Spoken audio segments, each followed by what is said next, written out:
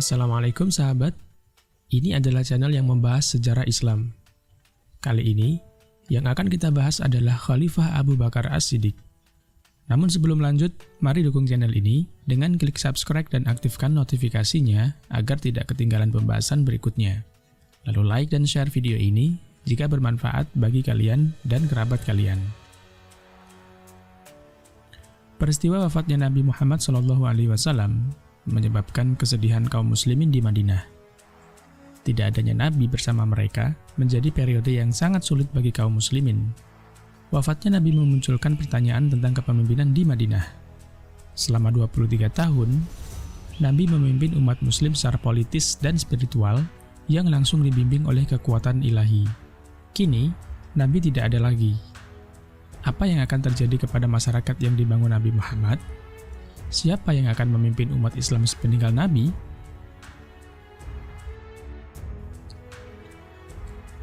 Sebelum jenazah Nabi dikuburkan, sekelompok tokoh utama dari kaum Muhajirin dan kaum Ansor berkumpul untuk menjawab pertanyaan soal kepemimpinan.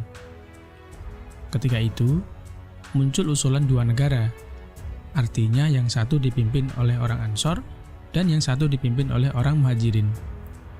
Namun usulan ini dianggap mengancam perpecahan umat.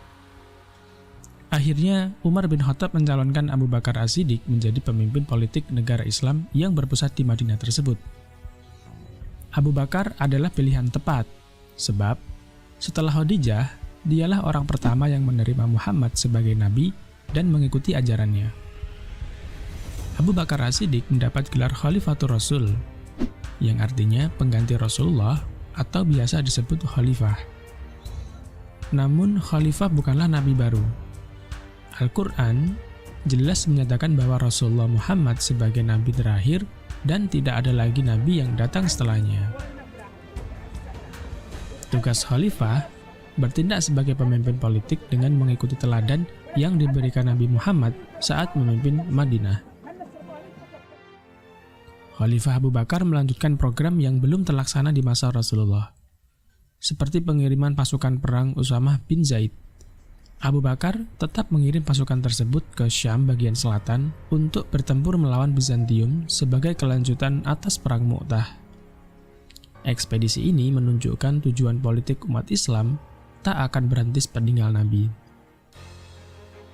Di saat yang bersamaan, berbagai suku Badui yang baru masuk Islam mulai memberontak dan tidak mau membayar zakat. Padahal, zakat merupakan pilar penting dalam Islam. Mereka beralasan dengan wafatnya Nabi, maka sumpah setia kepada Islam tidak berlaku lagi. Tak hanya suku Badui yang memberontak, juga muncul sejumlah orang yang mengaku sebagai Nabi. Yang paling menonjol di antara orang yang mengaku Nabi tersebut adalah Musailamah Al-Kadzab. Abu Bakar menyatakan, mereka yang memberontak dengan tak mau membayar zakat dinilai telah keluar dari Islam atau murtad. Adapun munculnya nabi-nabi palsu merupakan ancaman bagi Islam.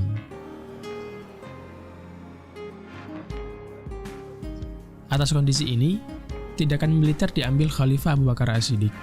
Ia menunjuk Khalid bin Walid sebagai panglima pasukan yang dikirim ke bagian timur untuk memadamkan gerakan pemberontakan.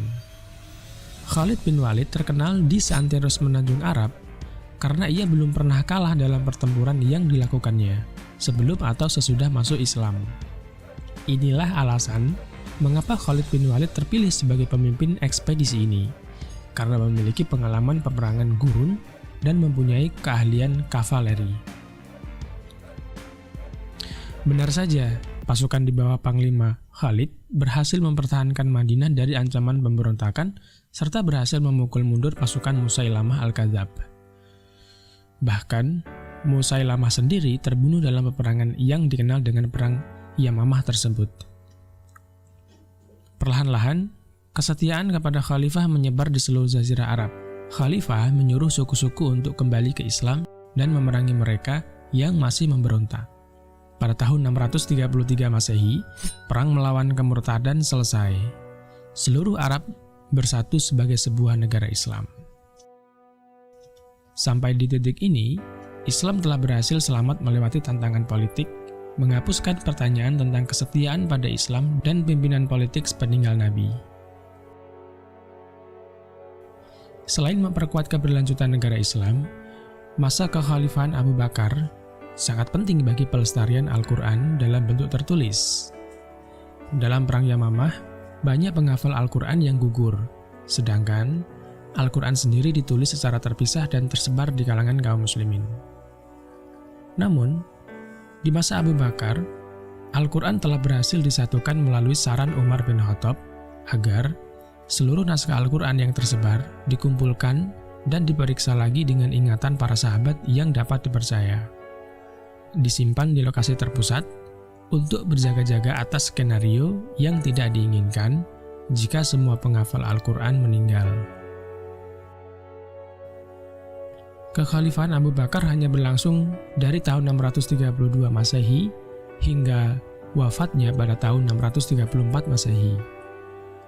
Dalam 2 tahun ini, Khalifah Abu Bakar mampu menstabilkan negara Islam sepeninggal Nabi dan melengkapinya dengan memanfaatkan melemahnya kekuatan Imperial Romawi di belahan utara. 2 tahun masa kepemimpinannya telah membuahkan teladan tentang peran khalifah dalam umat Islam dan keberlanjutan keyakinan muslimin setelah Nabi wafat. Bahkan, kepemimpinan Abu Bakar sebagai khalifah menjadi contoh bagi khalifah berikutnya. Teladan terakhir yang ditanamkan Abu Bakar adalah pemilihan penerusnya. Abu Bakar tidak menunjuk keturunan sebagai pewaris tahta kepemimpinan Madinah. Ia memilih seseorang yang ia yakini paling memenuhi syarat dan mampu memegang tugas sebagai khalifah. Pada akhir hayatnya, ia menunjuk Umar bin Khattab sebagai penerus.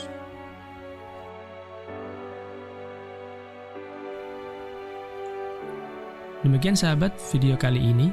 Terima kasih telah menonton video ini. Jika ada yang ingin ditambahkan, silahkan berikan komentar di bawah.